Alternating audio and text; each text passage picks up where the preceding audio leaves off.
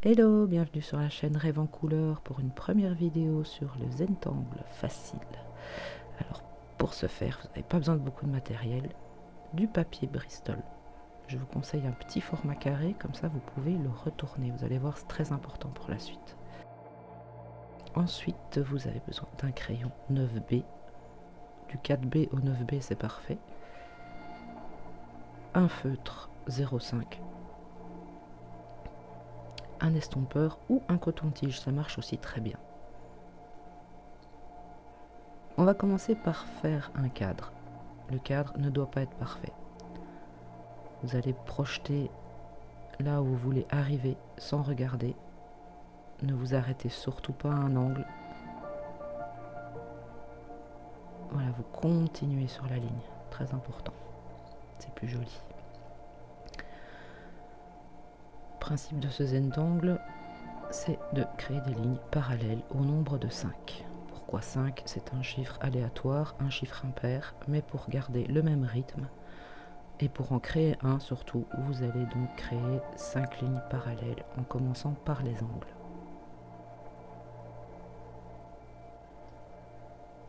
Et les coins de votre dessin.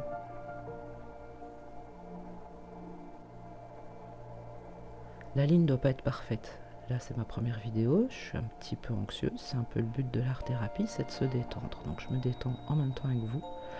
On ne cherche pas la perfection. On essaie juste de faire des lignes parallèles au nombre de 5.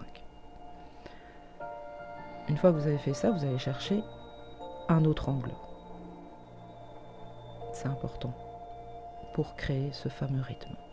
Toujours 5 lignes. Donc vous posez votre feutre et vous regardez là où vous allez arriver. Vous suivez surtout pas la pointe de votre feutre. C'est le meilleur moyen pour faire des lignes saccadées. Donc évidemment, il faut respirer, se détendre. Vous posez, hop, vous tirez votre ligne. Vous posez, vous tirez votre ligne. Vous voyez là, c'est un peu courbe. C'est pas grave, l'erreur est permise. Le but, c'est de se détendre, de focaliser ses pensées sur le moment présent et sur ce qu'on est en train de faire. Et on va reproduire ce schéma afin de remplir tout l'espace. Donc là, je cherche encore le meilleur angle. Il n'y a pas forcément d'ordre. Vous pouvez choisir l'angle qui vous parle le plus. C'est vraiment, comment vous dire, il n'y a pas de jugement, en tout cas pas entre vous et vous.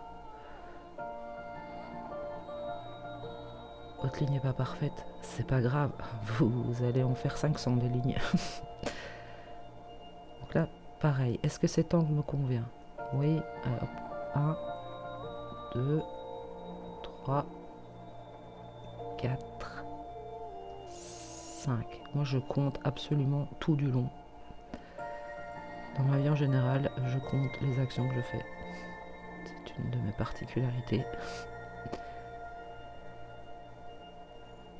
Là, je me demande, est-ce que c'est un angle?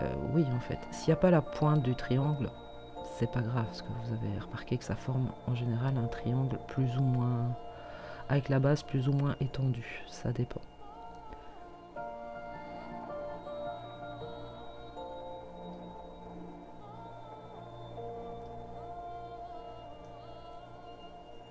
C'est un peu arrondi, encore une fois. Vous pouvez le faire à la règle, à la latte, si vous êtes belge. Moi je fais pas ça parce que c'est pas le but de l'exercice. Le but justement c'est de se donner le droit à l'erreur, d'arrêter de s'auto-juger, de se détendre et juste en fait de profiter du moment présent, de faire des petites lignes tranquilles. Et là par exemple je suis pas complètement satisfaite. Ma ligne ne touche pas à l'autre ligne. C'est horrible. Évidemment on peut retoucher. Maintenant le but c'est de faire un petit exercice en 20 minutes. Cet exercice m'a pris 20 minutes. Donc si vous avez 20 minutes de votre temps, si par exemple vous êtes au téléphone, vous pouvez gribouiller sur un bout de papier, ça marche aussi. Évidemment, il faut avoir vos deux mains, donc pour ceux qui ont des oreillettes, c'est parfait. Vous voyez, ça commence déjà à prendre forme. Toujours 5 lignes. Si vous en faites 6 parce que vous estimez... Là, j'aurais pu en faire une de plus pour que ça rejoigne l'autre ligne, histoire de faire un angle, un coin fini, on va dire. La seule règle, je le répète, c'est 5 lignes en angle, tout le temps, jusqu'au moment où on a fini de remplir le petit format. Alors c'est un format, si je ne me trompe pas, je pense que c'est un 10/10.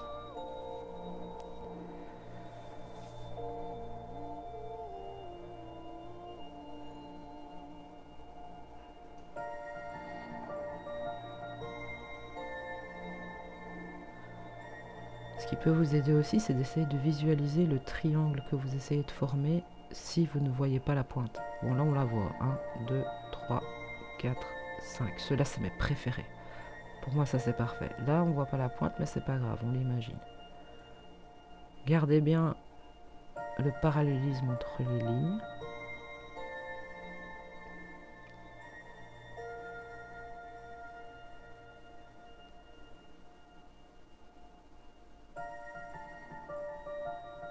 Et pensez à respirer. Peut-être à faire une pause de temps en temps et à détendre votre poignet. On a tendance à se crisper un peu quand on fait ce genre d'exercice, de trop serrer la main, d'avoir peur de lâcher le stylo. Si vous le lâchez, c'est vraiment pas grave. Soyez sympa avec vous.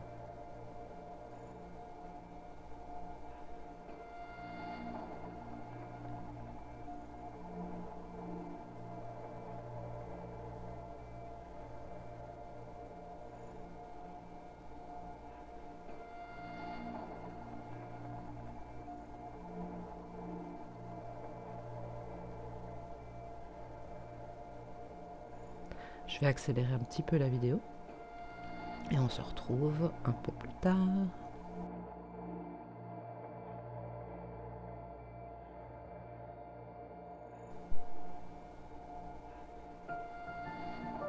On y est presque, attention.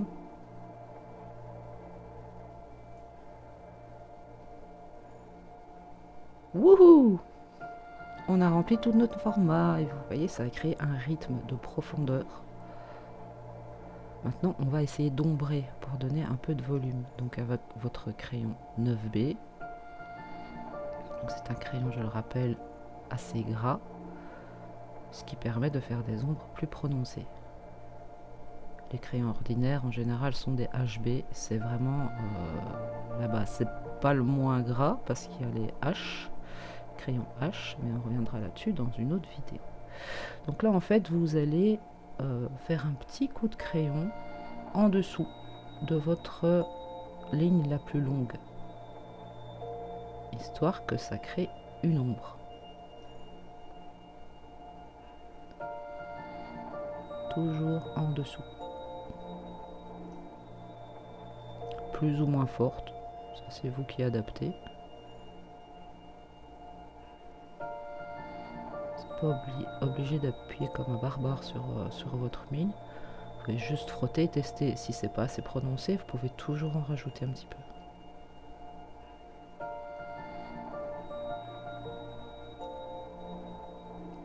Déjà là, on voit un peu où on va arriver avec cette technique.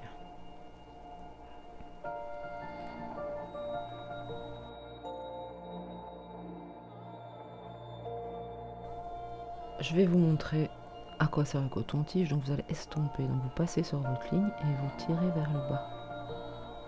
Vous frottez, donc vous prenez un peu de matière et vous tirez un peu la matière vers le bas, tout simplement. Votre coton-tige va se salir, c'est complètement normal.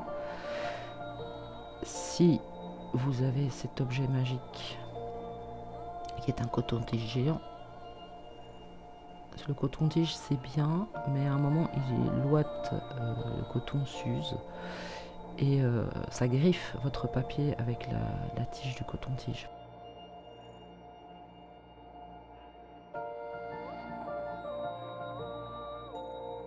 Vous frottez d'abord votre ligne pour absorber un peu de matière et vous la tirez vers le bas. Et vous voyez tout de suite, ça forme une espèce de volume. Un petit relief fort sympathique. C'est un peu la finition de votre création.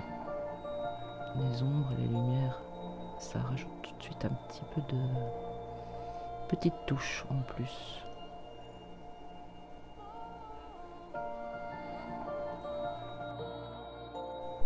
Si vous êtes toujours là, je vous invite et bien évidemment à vous abonner à la chaîne Rêve en couleur. Pour l'instant, j'ai un abonné, c'est déjà pas mal. Si ce contenu vous plaît, je vous en proposerai de nouveaux.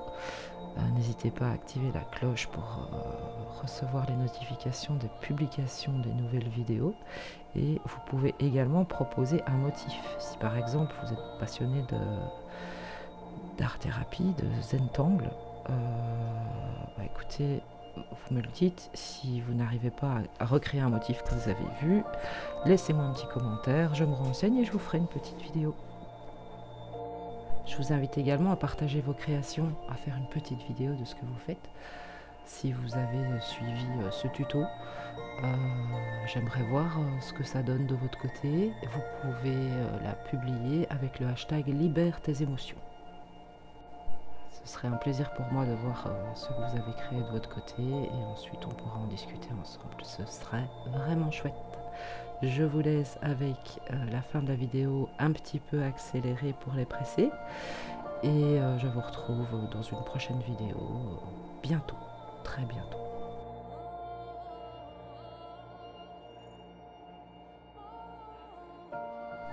Instant bonus. Comme je suis un tout petit peu perfectionniste, j'aime bien retracer le contenant, donc ma forme externe, ma forme enveloppante, avec un marqueur un peu plus épais. Voilà, c'est tout. Peut-être que vous êtes comme moi, n'hésitez pas à me le dire dans les commentaires. Peut-être qu'on a des points communs, qu'on peut discuter de ce genre de technique et des freins qu'on rencontre lors de ce genre de création. Ce qu'on aime le plus, moi ce que j'aime c'est les triangles avec les pointes qui se forment automatiquement visuellement avant de créer la ligne. Je ne sais pas si c'est très clair, mais peut-être que ça va vous parler si vous êtes concerné. Voilà. Hop. Et voilà. À bientôt, abonnez-vous.